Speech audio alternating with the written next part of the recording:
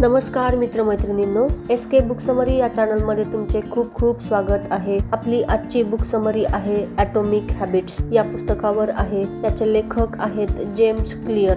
मित्रमैत्रिणींनो, तुमच्यामध्ये काही वाईट सवयी आहेत का ज्या तुम्हाला बदलायच्या आहेत? जर होय असेल तर हे पुस्तक तुमच्यासाठी आहे। लेखक तुम्हाला तुमच्या वाईट सवयी चांगल्या सवयीमध्ये कशा बदलायच्या हे स्टेप बाय स्टेप शिकवतात। हे पुस्तक तुम्हाला इच्छाशक्ती, आत्मविश्वास आणि स्वतःमध्ये उत्साह निर्माण करण्यास मदत करते। मित्रांनो, ॲटॉमिक हॅबिट्स हे पुस्तक सांगते की तुम्ही दररोज स्वतःला फक्त 1% जरी सुधारले तरी काही काळानंतर तुमच्यात प्रचंड बदल घडू शकतो। जर तुम्हाला खरोखरच तुमच्या आयुष्यात बदल घडवायचा असेल तर हे पुस्तक वाचण्याची योग्य वेळ आता आली आहे। तर मित्रमैत्रिणींनो, फर्स्ट चॅप्टरला सुरुवात करण्यापूर्वी व्हिडिओला लाईक, शेअर आणि सबस्क्राईब नक्की करा आणि या पुस्तकाच्या माध्यमातून दररोज 1% कशी सुधारणा करायची हे आपण शिकून घेऊ। Chapter number 1, the surprising power of atomic habits. 2003 मध्ये ब्रिटिश सायकलिंगच्या इतिहासात मोठा बदल घडला। 1908 पासून ब्रिटिश सायकलिस्टने ऑलिम्पिक मध्ये फक्त एक सुवर्ण पदक जिंकले होते। जवळजवळ 110 वर्षात कोणताही British cyclist Tour de France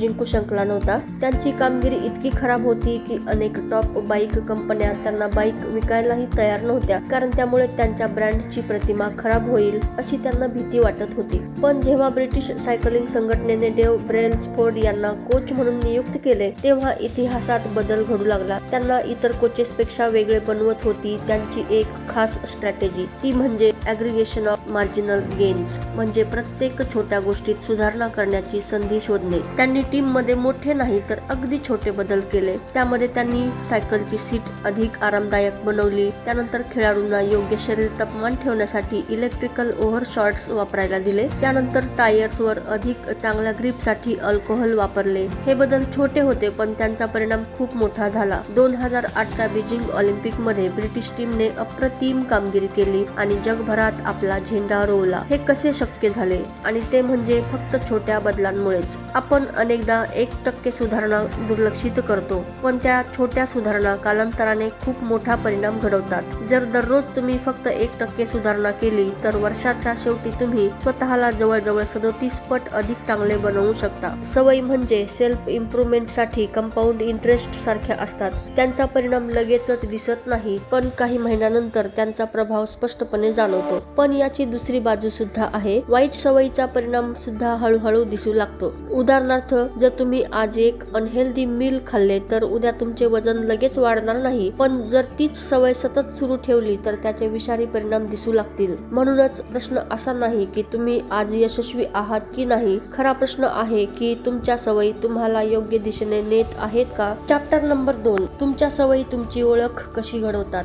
how your habits shape your identity and vice versa. वाईट सवय सोडणे इतके कठीण का असते आणि चांगल्या सवयी पटकन का लागत नाहीत? आपण कितीही चांगल्या हेतूने सुरुवात केली तरी वाईट सवयी सहज सुटत नाहीत। आपण त्या बदलण्याचा कितीही प्रयत्न केला तरी अनेकदा आपण अपयशी ठरतो। याची 2 मुख्य कारणे आहेत। आपण चुकीच्या गोष्टी बदलण्याचा प्रयत्न करतो किंवा मग नंबर 2, आपली पद्धत योग्य नसते। बहुतेक लोक बदलाची सुरुवात करताना फक्त त्यांना काय मिळवायचे आहे यावर लक्ष केंद्रित करतात। याला आउटकम बेस्ड हॅबिट्स म्हणतात। पण जर आपण आयडेंटिटी बेस्ड हॅबिट्स करायला सुरुवात केली तर आपले लक्ष मला काय मिळवायचे आहे यावरून मला काय बनायचे आहे याकडे वळते। उदाहरणार्थ, 2 लोक सिगारेट सोडण्याचा प्रयत्न करत आहेत। पहिल्या व्यक्तीला जेव्हा सिगारेट ऑफर केली जाते तेव्हा तो म्हणतो, नको धन्यवाद, मी सिगारेट सोडण्याचा प्रयत्न करत आहे। हे ऐकायला योग्य वाटते, पण प्रत्यक्षात तो अजूनही स्वतःला स्मोकर समजतो। तो फक्त आपले वागणे बदलण्याचा प्रयत्न करत आहे, पण त्याची ओळख, आयडेंटिटी अजूनही तशीच आहे। दुसऱ्या व्यक्तीला जेव्हा सिगारेट ऑफर केली जाते तेव्हा तो म्हणतो, नको धन्यवाद, मी सिगारेट पित नाही। इथे छोटासा फरक दिसतो, पण हाच फरक त्याची ओळख बदलतो। बहुतेक लोक स्वतःमध्ये सुधारणा करताना आयडेंटिटी चेंज बद्दल विचारच करत नाहीत, पण तुम्ही तुमच्या व्यक्तिमत्वाच्या एखाद्या चांगल्या बाजूबद्दल जितका अभिमान बाळगाल तितके तुम्ही नवीन चांगल्या सवयी स्वीकारण्यासाठी प्रेरित व्हाल। तुम्हाला फक्त हे ठरवायचे आहे की तुम्हाला कोण बनायचे आहे आणि मग छोट्या छोट्या सवयी बदलून तुम्ही ते प्रत्यक्षात सिद्ध करू शकता. चॅप्टर नंबर 3, 4 सोप्या टप्प्यामध्ये चांगल्या सवयी कशा तयार कराव्यात. How to build better habits in 4 simple steps. 1898 मध्ये मानसशास्त्रज्ञ यांनी एक प्रयोग केला. या प्रयोगातून आपल्याला सवयी आणि नियम कसे तयार होतात आणि ते नंतर आपल्या वागणुकीचा भाग कसे बनतात हे समजले. एडवर्ड यांना प्राण्यांच्या वागणुकीचा अभ्यास करण्याची खूप आवड होती, म्हणून त्यांनी मांजरांपासून प्रयोग सुरू केला. त्यांनी प्रत्येक मांजरीला एका पझल बॉक्स मध्ये ठेवले. त्या बॉक्स मध्ये एक दरवाजा होता जो लीव्हर दाबल्यावर किंवा दोरी ओढल्यावर उघडत असे. सुरुवातीला मांजरी बॉक्स मधून बाहेर पडण्यासाठी इकडे तिकडे धडपड करत असत. त्या कोपऱ्यामध्ये नाक घालून पाहत, पंजानी मारत आणि प्रयत्न करत असत. काही वेळानंतर त्यांना लीव्हर दिसत असे आणि तो दाबल्यावर दरवाजा उघडत असे. 20 ते 30 वेळा हा प्रयोग केल्यानंतर एडवर्ड यांनी पाहिले की मांजरीचे वर्तन बदलू लागले. आता त्या बॉक्स मध्ये गेल्यावर थेट लीव्हर दाबून बाहेर येत होत्या. सततच्या सरावामुळे त्यांनी चुका कमी केल्या आणि योग्य उपायावर लक्ष केंद्रित केले. या प्रयोगातून यांनी निष्कर्ष काढला, ज्या वागणुकीमुळे समाधानकारक परिणाम मिळतात ती आपण पुन्हा पुन्हा करतो आणि ज्या वागणुकीमुळे चांगले परिणाम मिळत नाहीत त्या आपण आपल्या सवयीमध्ये सामील करत नाही. सवय तयार होण्याच्या 4 मुख्य स्टेप्स आहेत. कोणतीही सवय तयार होण्याची प्रक्रिया 4 टप्प्यामध्ये विभागली जाते. नंबर 1 क्यू म्हणजे संकेत. नंबर 2 क्रेविंग म्हणजे इच्छा किंवा लालसा. नंबर 3 रिस्पॉन्स किंवा प्रतिक्रिया किंवा कृती. नंबर 4 रिवॉर्ड किंवा बक्षीस आणि परिणाम. तर नंबर 1 बघूया क्यू संकेत म्हणजे काय ते. क्यू म्हणजे हा तो संकेत असतो जो आपल्या मेंदूला एखादे वर्तन सुरू करण्यासाठी ट्रिगर करतो. नंबर 2 क्रेविंग म्हणजेच इच्छा. संकेतामुळे आपल्या मनात एखाद्या गोष्टीची इच्छा निर्माण होते. हीच इच्छा आपल्याला कृती करण्यासाठी प्रेरित करते. उदाहरणार्थ तुम्हाला सिगारेटची इच्छा नसते तर सिगारेटमुळे मिळणाऱ्या आरामाची इच्छा असते. नंबर 3 रिस्पॉन्स म्हणजेच प्रतिक्रिया. ही ती प्रत्यक्ष कृती असते जी आपण करतो. ती एखादा विचार किंवा एखादे वर्तन असू शकते. आपण ती कृती करणार आहे की नाही हे आपल्या प्रेरणेवर आणि क्षमतेवर अवलंबून असते. नंबर 4 रिवॉर्ड म्हणजे बक्षीस. कृती केल्यानंतर मिळणारा परिणाम म्हणजे रिवॉर्ड. हे कोणत्याही सवयीचे अंतिम उद्दिष्ट असते. क्यू आपल्याला रिवॉर्डची जाणीव करून देते. क्रेविंग त्या रिवॉर्डची इच्छा निर्माण करते आणि रिस्पॉन्स म्हणजे रिवॉर्ड मिळवण्यासाठी केलेली कृती. जर एखादे वर्तन या 4 पैकी कोणत्याही टप्प्यात कमी पडले तर ती गोष्ट कधीच सवय बनू शकत नाही. Chapter number 4 the first law make it obvious. पहिला नियम, सवय स्पष्ट आणि दिसणारी बनवा. The man who did not look right. एकदा मी एका महिलेची गोष्ट ऐकली होती. ती अनेक वर्ष पॅरामेडिकल म्हणून काम करत होती. एकदा ती एका कौटुंबिक कार्यक्रमाला गेली होती. तिथे तिने आपल्या सासऱ्यांकडे पाहिले आणि तिला लगेच जाणवले की त्यांची तब्येत काहीतरी ठीक नाही. तिने त्यांना ताबडतोब हॉस्पिटलमध्ये जाण्याचा सल्ला दिला. काही तासातच त्यांची सर्जरी करण्यात आली आणि त्यावेळी समजले की त्यांच्या हृदयातील एक मोठी आर्टरी ब्लॉक झाली होती. त्यांना कधीही हार्ट अटॅक येऊ शकला असता. त्या महिलेच्या सतर्कतेमुळे त्यांचे प्राण वाचले. मानवी मेंदू हा एका प्रिडिक्शन मशीन सारखा काम करतो. तो प्रत्येक छोट्या गोष्टीचे निरीक्षण करत असतो. आपल्या आजूबाजूला काय चालले आहे हे तो सतत पाहत असतो. जसे एखादा अनुभवी पॅरामेडिकल फक्त चेहरा पाहूनच ओळखू शकतो की एखाद्या व्यक्तीला हार्ट अटॅक येऊ शकतो, तसेच आपला मेंदू सुद्धा कालांतराने अशा संकेतांना ओळखू लागतो जे विशिष्ट परिणामांची पूर्वकल्पना देतात. आपल्या सवयीशी संबंधित हे संकेत इतके सामान्य होतात की आपल्याला हे लक्षात सुद्धा येत नाही. म्हणूनच नवीन सवयी तयार करण्यापूर्वी आपल्याला आपल्या सध्याच्या सवयी समजून घ्यायला लागतील. हे थोडे कठीण असते कारण जुन्या सवयी पूर्णपणे ऑटोमॅटिक झालेल्या असतात. सर्वात मोठे आव्हान म्हणजे आपण प्रत्यक्षात काय करतो याची जाणीव होणे. हे करण्यासाठी आपल्या दैनंदिन सवयीची एक यादी तयार करा. यानंतर प्रत्येक सवयीकडे पाहून स्वतःला विचारा, ही सवय चांगली आहे का की वाईट आहे की तटस्थ आहे म्हणजेच न्यूट्रल आहे. फक्त आपल्या सवयींना स्कोअर द्या. ताबडतोब काही बदल करण्याची गरज नाही. तुम्हाला फक्त हे मान्य करायचे आहे की तुम्ही काय करत आहात. तुमच्या चुका झाल्या म्हणून स्वतःला दोष देऊ नका आणि यशासाठी स्वतःचे जास्त कौतुक सुद्धा करू नका, कारण वर्तन बदलण्याची प्रक्रिया नेहमी जाणीवेपासून सुरू होते. चॅप्टर नंबर 5 नवीन सवय सुरू करण्याचा सर्वोत्तम मार्ग. The best way to start a new habit. 2001 मध्ये ग्रेट ब्रिटन मधील काही संशोधकांनी 248 लोकांवर 3 आठवड्यांचा एक प्रयोग केला. उद्देश होता लोकांमध्ये नियमित व्यायामाची सवय निर्माण करणे. पहिला ग्रुप हा कंट्रोल ग्रुप होता. त्यांना फक्त ते किती वेळा व्यायाम करतात याची नोंद ठेवायला सांगितले गेले. दुसरा ग्रुप मोटिवेशन ग्रुप होता. त्यांना व्यायामाचे फायदे सांगण्यात आले, तसेच कोरोनरी हार्ट डिसीजचा धोका कमी होतो आणि हृदयाचे आरोग्य सुधारते याबद्दल माहिती देण्यात आली. तिसऱ्या ग्रुपला दुसऱ्या ग्रुप प्रमाणेच माहिती आणि प्रेरणा देण्यात आली, पण त्यासोबत त्यांना एक ठोस योजना तयार करायला सांगितली गेली. कधी आणि कुठे व्यायाम करायचा. या ग्रुपमधील प्रत्येकाने असे लिहिले, पुढील आठवड्यात मी अमुक दिवशी अमुक वेळी आणि अमुक ठिकाणी कमीत कमी 20 मिनिटे व्यायाम करेन. पहिल्या आणि दुसऱ्या ग्रुपमधील फक्त 35 ते 38% लोकांनी आठवड्यातून किमान एकदा व्यायाम केला, पण तिसऱ्या ग्रुपमधील तब्बल 91% लोकांनी आठवड्यातून किमान एकदा व्यायाम केला. संशोधकांनी या पद्धतीला इम्प्लिमेंटेशन इंटेन्शन असे नाव दिले, म्हणजेच आधीच स्पष्ट योजना तयार करणे की आपण कोणती कृती कधी आणि कुठे करणार आहोत. अनेक संशोधनांनी सिद्ध केले आहे की अशा प्रकारच्या स्पष्ट योजना आपल्याला आपल्या ध्येयांशी जोडून ठेवतात. बऱ्याच लोकांना वाटते की त्यांच्यात मोटिवेशनची कमी आहे, पण खरे कारण म्हणजे त्यांना त्यांच्या ध्येयाबद्दल स्पष्टता नसते. कधी आणि कुठे कृती करायची हे स्पष्ट नसते. म्हणूनच सवयीचा पहिला नियम आहे मेक इट ऑब्वियस, म्हणजे सवय स्पष्ट आणि दिसणारी बनवा. जेव्हा क्यू स्पष्ट असतो तेव्हा योग्य वेळी योग्य कृती करणे सोपे होते. Chapter number 6, motivation is overrated, environment often matters more. प्रेरणेपेक्षा वातावरण अधिक प्रभावी असते. मॅसेच्युसेट्स येथील जनरल हॉस्पिटलमधील फिजिशियन एन्ने थॉर्नडाईक यांना एक वेगळी कल्पना सुचली. त्यांना वाटत होते की हॉस्पिटलमधील कर्मचारी आणि भेट देणाऱ्या लोकांच्या खाण्याच्या सवयी सुधारता येतील आणि तेही त्यांचे मोटिवेशन बदलल्याशिवाय. त्यांनी आपल्या सहकाऱ्यांसोबत 6 महिन्यांचा एक प्रयोग केला.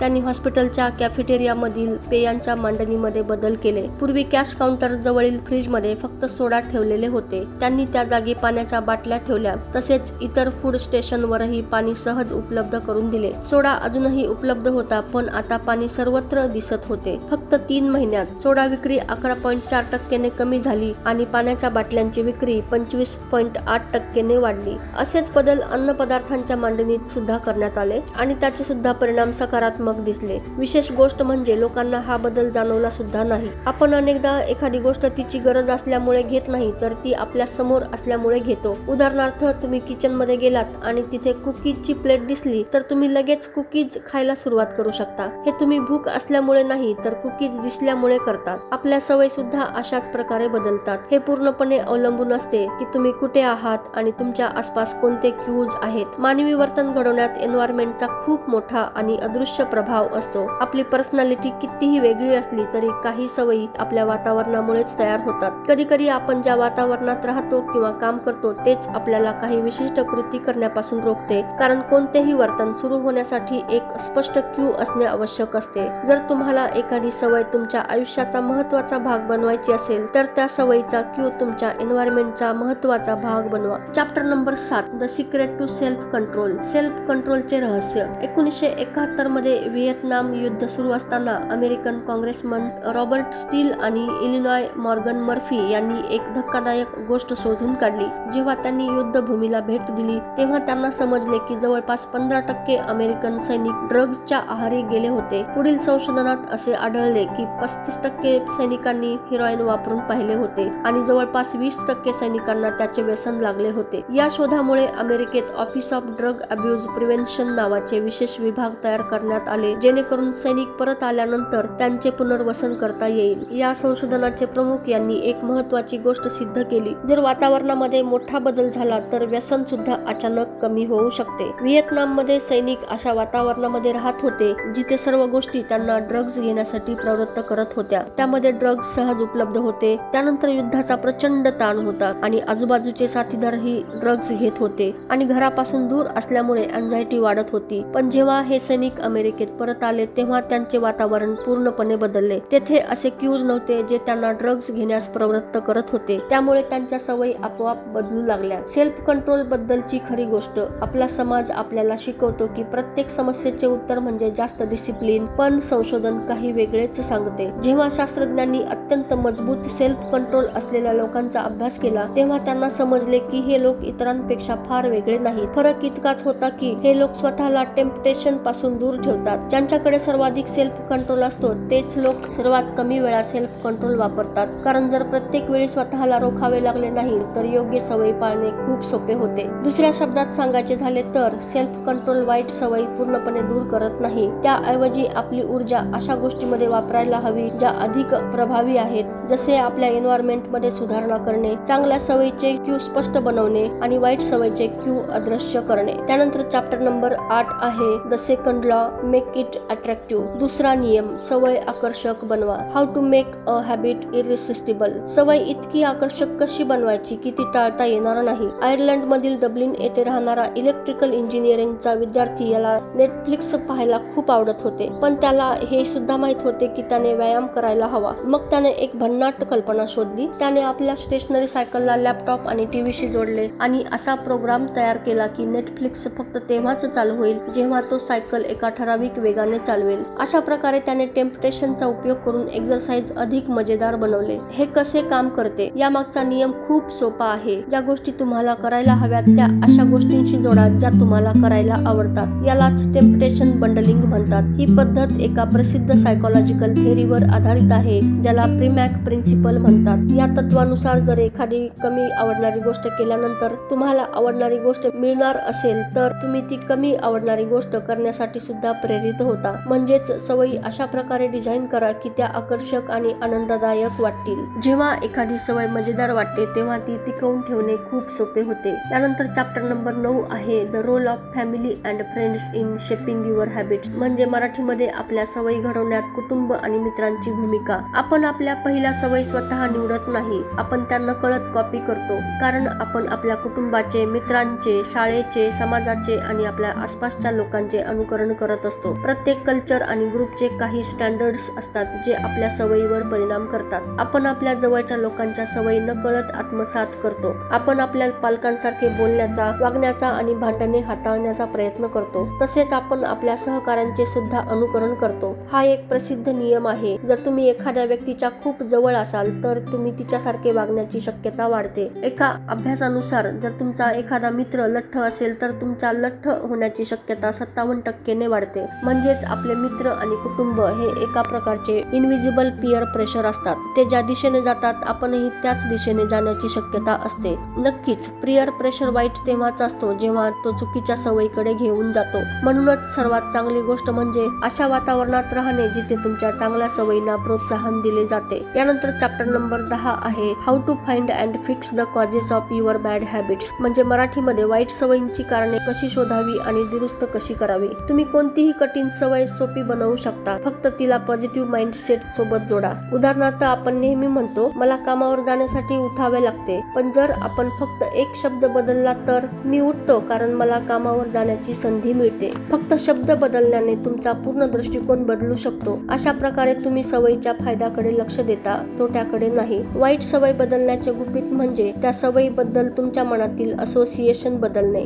जेव्हा तुम्ही एखाद्या कठीण सवयीला सकारात्मक अर्थ देता तेव्हा ती सवय अधिक आनंददायक वाटू लागते. त्यानंतर चॅप्टर नंबर 11 आहे the third law, make it easy. तिसरा नियम, सवय सोपी बनवा. Walk slowly but never backward. हळूहळू चला पण कधीही मागे फिरू नका. सवय तयार होणे ही एक प्रक्रिया आहे. जेव्हा एखादे वर्तन पुन्हा पुन्हा केले जाते तेव्हा ते हळूहळू ऑटोमॅटिक रिफ्लेक्स बनते. सवयीचा सराव मेंदूमध्ये प्रत्यक्ष फिजिकल चेंजेस घडवतो. उदाहरणार्थ संगीतकाराच्या मेंदूमधील सेरेबेलम हा भाग सामान्य लोकांच्या तुलनेत अधिक विकसित असतो. प्रत्येक वेळी तुम्ही एखादी कृती पुन्हा करता तेव्हा त्या सवयीशी संबंधित न्यूरल सर्किट सक्रिय होत असते. सवय तयार होण्यासाठी किती वेळ लागला हे फार महत्त्वाचे नसते. महत्त्वाची गोष्ट म्हणजे तुम्ही ती कृती किती वेळा करता. उदाहरणार्थ तुम्ही एखादी गोष्ट 40 दिवसात फक्त 2 वेळा केली किंवा 200 वेळा केली. फरक वेळेत नाही तर फ्रिक्वेन्सी मध्ये आहे. कोणतीही सवय तयार करण्यासाठी तिचा सतत सराव करणे आवश्यक आहे. Chapter number 12 the law of list effort. कमीत कमी प्रयत्नांचा नियम. ऊर्जा किंवा एनर्जी खूप मौल्यवान असते आणि मानवी मेंदूची रचना अशी आहे की तो शक्य तितकी ऊर्जा वाचवण्याचा प्रयत्न करतो. ही मानवी स्वभावाची गोष्ट आहे की आपण नेहमी law of list effort follow करतो. या नियमानुसार जर लोकांसमोर 2 पर्याय ठेवले तर ते नैसर्गिकरित्या तोच पर्याय निवडतात ज्यामध्ये कमी मेहनत लागते. प्रत्येक कृतीसाठी काही प्रमाणात ऊर्जा लागते आणि जितकी जास्त ऊर्जा लागेल तितके आपण ती गोष्ट करण्याची शक्यता कमी असते. एका अर्थाने पाहिले तर प्रत्येक सवय ही आपल्याला हवे असलेल्या गोष्टीपर्यंत पोहोचण्यातील एक अडथळा असते. उदाहरणार्थ डाएट हा फिट होण्यासाठीचा अडथळा आहे. मेडिटेशन ही मनशांती मिळवण्याचा मार्ग आहे. आपण प्रत्यक्षात सवयीवर प्रेम करत नाही, आपण त्या सवयीमुळे मिळणाऱ्या रिझल्टवर प्रेम करतो. मग काही लोक मोठी ध्येये कशी गाठतात? याचे उत्तर आहे असे एन्व्हायरमेंट तयार करा जिथे योग्य गोष्टी करणे सोपे सोपे असेल. जेव्हा आपण एखाद्या चांगल्या सवयीतील फ्रिक्शन कमी करतो तेव्हा ती सवय पाळणे सोपे होते. उदाहरणार्थ, मील डिलिव्हरी सर्व्हिसेसमुळे ग्रॉसरी शॉपिंग सोपे झाले. डेटिंग ॲप्समुळे नवीन लोकांशी ओळख वाढवण्याचा अडथळा कमी झाला.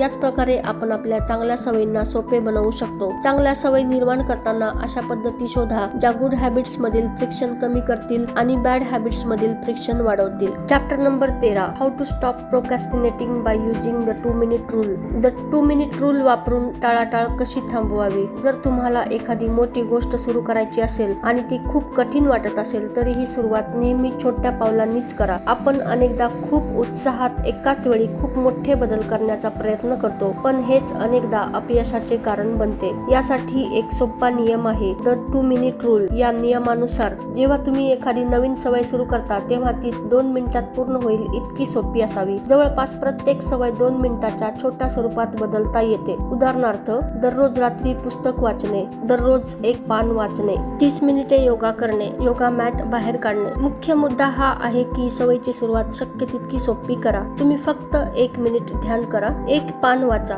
एक कपडा घडी करा, पण सुरुवात करा. लोकांना वाटते की दररोज 1 पान वाचणे फार मोठे काम नाही, पण मुद्दा हा नाही की तुम्ही किती करता, मुद्दा हा आहे की तुम्ही सातत्य ठेवता का. जेव्हा तुम्ही सुरुवात करता तेव्हा पहिले 2 मिनिटे तुमच्या मोठ्या रुटीनचा भाग बनतात. खरे तर कोणतीही कठीण स्किल शिकण्याचा हा सर्वोत्तम मार्ग आहे. एकदा सवय तयार झाली की कालांतराने तुम्ही ती कृती सहज आणि परिपूर्ण पद्धतीने करू लागता. तुम्ही 2 मिनिट रूल ला हॅबिट शेपिंग तंत्रासोबत वापरू शकता. यामध्ये आधी खूप छोटी सवय तयार करा, मग हळूहळू तिची लेवल वाढवा, इंटरमिडिएट स्टेप्स पूर्ण करा आणि शेवटी त्या सवयीमध्ये एक्सपर्ट बना. काही काळानंतर तुम्हाला जाणवेल की जी सवय तुम्ही एकेकाळी तयार करण्याचा प्रयत्न करत होता ती आता तुमच्या व्यक्तिमत्वाचा एक नैसर्गिक भाग बनली आहे. त्यानंतर चॅप्टर नंबर 14 आहे, चांगल्या सवयी अटळ आणि वाईट सवयी अशक्य कशा बनवाव्यात. How to make good habits inevitable and bad habits impossible. 1830च्या उन्हाळ्यातील ही गोष्ट आहे. व्हिक्टर ह्युगो हे प्रसिद्ध फ्रेंच लेखक एका कठीण डेडलाईनमुळे खूप चिंतेत होते. त्यांनी जवळजवळ 1 वर्ष आधी आपल्या प्रकाशकाला नवीन पुस्तक लिहून देण्याचे वचन दिले होते, पण ते पुस्तक लिहिण्याऐवजी ते इतर अनेक प्रकल्पांमध्ये गुंतलेले होते आणि सतत विलंब करत राहिले. त्यामुळे त्यांचे प्रकाशक नाराज झाले आणि त्यांनी अंतिम मुदत निश्चित केली, 6 महिन्याच्या आत पुस्तक पूर्ण करायचे. आता प्रश्न होता, इतक्या कमी वेळेत ते एक उत्कृष्ट पुस्तक कसे लिहिणार. व्हिक्टर ह्युगो यांनी एक वेगळीच युक्ती केली. त्यांनी आपले सर्व कपडे आपल्या सहाय्यकाकडे दिले आणि त्याला ते लॉक करून ठेवण्यास सांगितले. आता त्यांच्या जवळ बाहेर जाण्यासाठी कपडेच उरले नाही. परिणामी घराबाहेर जाण्याचा पर्यायच बंद झाला आणि त्यांच्याकडे घरी बसून पुस्तक लिहिण्याशिवाय दुसरा पर्याय उरला नाही. 1830च्या संपूर्ण शरद ऋतू आणि हिवाळ्यात त्यांनी एकाग्रतेने लेखन केले. त्यांचे प्रसिद्ध पुस्तक नियोजित मुदतीच्या 2 आठवडे आधी जानेवारी 1831 मध्ये पूर्ण झाले. या कथेचा मुख्य धडा असा आहे, यश हे फक्त चांगल्या सवयी सोप्या करण्यात नाही तर वाईट सवयी कठीण करण्यात आहे. चौथा नियम, सवय समाधानकारक बनवा. The 4th law, make it satisfying. Chapter number 15, the cardinal rule of behaviour change. जेव्हा एखादा अनुभव आपल्याला समाधान देतो तेव्हा आपण तेच वर्तन पुन्हा करण्याची शक्यता वाढते. हे पूर्णपणे नैसर्गिक आहे. एखाद्या छोट्याशा आनंदामुळेही आपला मेंदू आपल्याला एक संदेश देतो, ही गोष्ट चांगली आहे, ती पुन्हा कर. याचे एक साधे उदाहरण म्हणजे च्युइंग गम. सुरुवातीच्या काळातील च्युइंग गम मध्ये कोणतीही चव नव्हती, ते फक्त एक साधे रेजिन पासून बनवलेले असायचे. पण 1891 नंतर त्यात विविध फ्लेवर्स घालण्यात सुरुवात झाली. त्यामुळे लोकांना ते अधिक आवडू लागले आणि त्याचा वापर वाढला. यातून एक महत्त्वाचा नियम समोर येतो, ज्या वर्तनातून बक्षीस म्हणजे रिवॉर्ड मिळते ते पुन्हा केले जाते आणि ज्या वर्तनातून शिक्षा म्हणजे पनिशमेंट मिळते ते टाळले जाते. यालाच cardinal rule of behaviour change म्हणतात. त्वरित समाधानाची मानवी प्रवृत्ती. मात्र या नियमात एक महत्त्वाचा पैलू आहे. आपण फक्त समाधान शोधत नाही तर त्वरित समाधान शोधतो, म्हणजे इमिडिएट सॅटिस्फॅक्शन शोधतो. सर्व सवयीचे परिणाम वेळेनुसार वेगळे असतात. वाईट सवयी लगेच आनंद देतात पण दीर्घकालीन परिणाम वाईट असतात. उदाहरणार्थ, जंक फूड खाणे, जास्त सोशल मीडियाचा वापर करणे, काम टाळणे. त्यानंतर आहेत चांगल्या सवयी. सुरुवातीला कठीण वाटतात पण दीर्घकालीन फायदे देतात. उदाहरणार्थ, व्यायाम, ध्यान, वाचन, बचत. बहुतेक लोक भविष्यातील मोठ्या फायद्यापेक्षा आज मिळणाऱ्या छोट्या आनंदाला प्राधान्य देतात. म्हणूनच लोक आपला बराच वेळ तात्काळ आनंद मिळवण्यात घालवतात. बदल टिकवून ठेवण्याचे रहस्य. जर तुम्हाला एखादी वाईट सवय सोडायची असेल किंवा एखादी चांगली सवय कायम ठेवायची असेल तर त्या प्रक्रियेत काही ना काही त्वरित समाधान मिळाले पाहिजे. कारण बदल आनंददायक असेल तर तो टिकवणे सोपे होते. म्हणूनच चांगल्या सवयींना त्वरित सकारात्मक सकारात्मक अनुभवांशी जोडा आणि वाईट सवयींना कमी आकर्षक बनवा. यशस्वी सवयींचा अंतिम मंत्र असा आहे: सवय जितकी समाधानकारक वाटेल तितकी ती दीर्घकाळ टिकेल. Chapter number 16. चांगल्या सवयी रोज कशा टिकवून ठेवाव्यात. How to stick with good habits every day. Benjamin Franklin जेव्हा 20 वर्षाचे होते तेव्हा ते नेहमी आपल्यासोबत एक छोटी वही म्हणजे बुकलेट ठेवत असत. या वहीमध्ये ते स्वतःच्या 13 महत्त्वाच्या चांगल्या गुणांचा आणि सवयीचा मागोवा घेत असत. या यादीमध्ये अशा प्रकारची उद्दिष्टे होती: लॉस नो टाइम म्हणजेच वेळ वाया घालवू नका, नेहमी काहीतरी उपयुक्त काम करत राहा. दररोज दिवसाच्या शेवटी ते ही वही उघडून आपली प्रगती नोंदवत असत. आजच्या भाषेत यालाच हॅबिट ट्रॅकिंग म्हणतात. हॅबिट ट्रॅकिंग इतके प्रभावी का आहे? हॅबिट ट्रॅकिंग हे एक अत्यंत शक्तिशाली साधन आहे कारण त्यामध्ये वर्तन बदलाच्या अनेक नियमांचा वापर होतो. नंबर 1. सवय स्पष्ट दिसू लागते. Make it obvious. प्रत्येक वेळी तुम्ही तुमची यादी पाहता तेव्हा तुमची उद्दिष्टे तुमच्या समोर असतात, त्यामुळे तुम्हाला काय करायचे आहे याची सतत आठवण राहते. नंबर 2. सवयीमध्ये सातत्य निर्माण होते. एक कृती दुसऱ्या कृतीशी जोडली जाते आणि कालांतराने ती दिनचर्येचा भाग बनते. नंबर 3. सवय अधिक आकर्षक बनते. प्रगती दिसणे हे सर्वात प्रभावी मोटिवेशन पैकी एक आहे. जेव्हा आपण स्वतःमध्ये सुधारणा होताना पाहतो तेव्हा आपल्याला पुढे चालू ठेवण्याची प्रेरणा मिळते. नंबर 4. समाधानाची भावना मिळते. आपल्या टू डू लिस्ट मधील एखादे काम पूर्ण झाल्यावर त्यावर टिक करणे किती समाधानकारक वाटते हे आपण सर्वजणांनी अनुभवले आहे. आपल्याला परिणाम दिसायला आवडतात आणि म्हणूनच हॅबिट ट्रॅकिंग आपल्याला सतत प्रेरित ठेवते. महत्त्वाचा धडा. आपल्या ध्येयावर लक्ष केंद्रित ठेवण्यासाठी आणि सातत्य टिकविण्यासाठी हॅबिट ट्रॅकिंग हा सर्वोत्तम मार्गापैकी एक आहे. जे मोजले जाते ते सुधारले जाते. नंबर 17. एक अकाउंटेबिलिटी पार्टनर तुमचे आयुष्य कसे बदलू शकतो. How an accountability partner can change everything. जसा एखादा आनंददायी अनुभव आपण पुन्हा पुन्हा करतो तसाच एखादा वेदनादायक अनुभव आपण टाळण्याचा प्रयत्न करतो. वेदना, पेन हा एक प्रभावी शिक्षक असतो. जर अपयशामुळे त्रास होत असेल तर आपण ते सुधारण्याचा प्रयत्न करतो, पण जर एखाद्या चुकीचा आपल्यावर कोणताही परिणाम होत नसेल तर आपण ती चूक दुर्लक्षित करतो. साधारणपणे जितका परिणाम त्वरित आणि महागडा असेल तितके आपण लवकर शिकतो. उदाहरणार्थ, खराब रिव्ह्यू मिळण्याची भीती कर्मचाऱ्याला अधिक चांगले काम करण्यास प्रवृत्त करते. प्रतिष्ठा गमावण्याची भीती लोकांना जबाबदार बनवते. अकाउंटेबिलिटी पार्टनर म्हणजे काय? अकाउंटेबिलिटी पार्टनर म्हणजे अशी व्यक्ती जी तुमच्या प्रगतीवर लक्ष ठेवते आणि तुम्हाला तुमच्या वचनांची आठवण करून देते. जेव्हा आपल्याला माहित असते की कोणीतरी आपल्याकडे लक्ष ठेवून आहे तेव्हा आपण अधिक जबाबदारीने वागतो. यामुळे टाळाटाळ कमी होते, सातत्य वाढते, प्रेरणा टिकून राहते, ध्येय साध्य करण्याची शक्यता वाढते. त्वरित परिणामांचे महत्त्व. जर प्रत्येक वेळी काम पुढे ढकलल्यावर त्वरित परिणाम भोगावे लागले तर बहुतेक लोक टाळाटाळ करणार नाहीत. उदाहरणार्थ, जर तुम्ही सतत काम उशिरा करत असाल तर तुमच्या वरिष्ठांच्या नजरेत तुम्ही आळशी किंवा अविश्वसनीय व्यक्ती म्हणून ओळखले जाऊ शकता आणि आपण सर्वजण जाणतो की आपल्या आसपासच्या लोकांचे मत आपल्यासाठी किती महत्त्वाचे असते. अंतिम संदेश. योग्य अकाउंटेबिलिटी पार्टनर असणे हे तुमच्या यशाचा वेग अनेक पटींनी वाढवू शकते, कारण तो तुम्हाला केवळ प्रेरणा देत नाही तर तुमच्या कृतीसाठी जबाबदार देखील राहतो. जेव्हा कोणीतरी तुमच्या प्रगतीकडे लक्ष ठेवत असते तेव्हा तुमची यशस्वी होण्याची शक्यता मोठ्या प्रमाणात वाढते. म्हणूनच तुमच्या ध्येयांसाठी एखादा विश्वासू मित्र, सहकारी किंवा मार्गदर्शक निवडा आणि त्याला तुमचा अकाउंटेबिलिटी पार्टनर बनवा. Chapter number 18. प्रगत युक्त्या. फक्त चांगले न राहता खरोखर महान कसे बनावे. Advanced tactics. How to go from being merely good to being truly great. जेव्हा एखाद्या सवयीचा आपण खूप सराव करतो तेव्हा ती सवय हळूहळू आपल्या दिनचर्येचा भाग बनते. सुरुवातीला जी गोष्ट उत्साहवर्धक वाटत होती ती नंतर थोडी कंटाळवाणी वाटू लागते, कारण आपल्याला अपेक्षित परिणाम मिळालेला असतो आणि त्यामुळे त्या गोष्टीबद्दलची उत्सुकता कमी होते. हीच कंटाळवाणेपणाची भावना, बोर्डम, प्रगतीतील सर्वात मोठ्या अडथळ्यांपैकी एक आहे. आपण अनेकदा आपल्या सवयींना कंटाळतो कारण त्या आता आपल्याला पूर्वीसारखे समाधान देत नाहीत. आपण नेहमी नवीन परिणामांची अपेक्षा करत असतो, पण सत्य हे आहे की तुम्हाला कोणत्या क्षेत्रात प्रगती करायची आहे हे महत्त्वाचे नाही. महत्त्वाचे हे आहे की तुम्ही त्या गोष्टीत सातत्य ठेवता का. जर तुम्ही एखादी गोष्ट फक्त ती उत्साहवर्धक वाटते तेव्हाच करत असाल तर तुम्ही कधीच दीर्घकालीन यश मिळवू शकणार नाही. अमॅच्युअर आणि प्रोफेशनल यांच्यातील फरक. असे अनेक दिवस येतील जेव्हा तुम्हाला हार मानावीशी वाटेल, काम कंटाळवाणे वाटेल, थकवा जाणवेल, प्रेरणा कमी होईल. पण अशा वेळी सुद्धा जो व्यक्ती आपले काम सुरू ठेवतो तोच खऱ्या अर्थाने प्रगती करतो. याच ठिकाणी अमॅच्युअर आणि प्रोफेशनल यांच्यात फरक दिसतो. अमॅच्युअर प्रेरणेवर काम करतो, प्रोफेशनल सवयीवर काम करतो. सवयीची मर्यादा सवयीचा एक तोटा देखील आहे. जेव्हा आपण एखादी गोष्ट वारंवार करतो तेव्हा त्यातील छोट्या चुका आपल्याला दिसेनाशा होतात, कारण आपण ती गोष्ट सवयीने करत असतो पण त्यात सुधारणा करत नसतो. तथापि प्रत्येक सवयीला सतत सुधारण्याची गरज असतेच असे नाही. उदाहरणार्थ बुटांची लेस बांधणे, दात घासणे, दरवाजा बंद करणे या गोष्टी एकदा शिकल्या की त्यात विशेष सुधारणा करण्याची आवश्यकता नसते. महान बनण्यासाठी फक्त सवयी पुरेशा नाहीत. जर तुम्हाला एखाद्या क्षेत्रात मास्टर बनायचे असेल तर फक्त सवय पुरेशी नसते. त्यासाठी जाणीवपूर्वक आणि कठोर सराव